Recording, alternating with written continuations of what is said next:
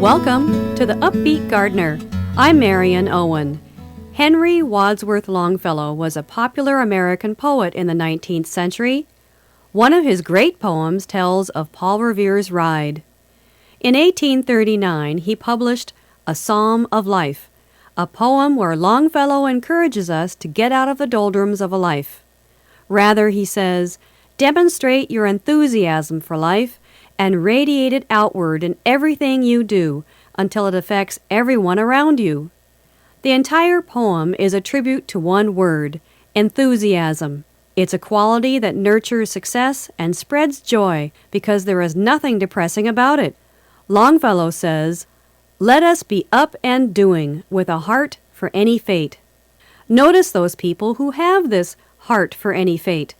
They continue to achieve regardless of their situation. They love to laugh. They are never bored.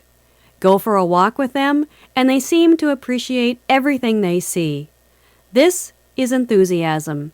Here's one way to apply enthusiasm in your life.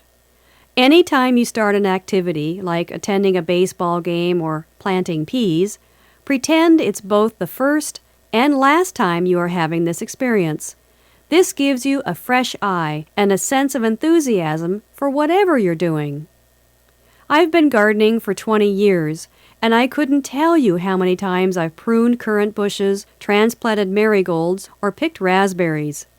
Yet I try to pretend it's the very first time I've ever done this, or it's the very last time I'll ever get to do this, and the experience comes more alive for me.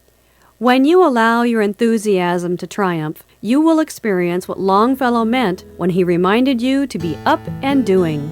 For the UpBeet Gardener, I'm Marion Owen.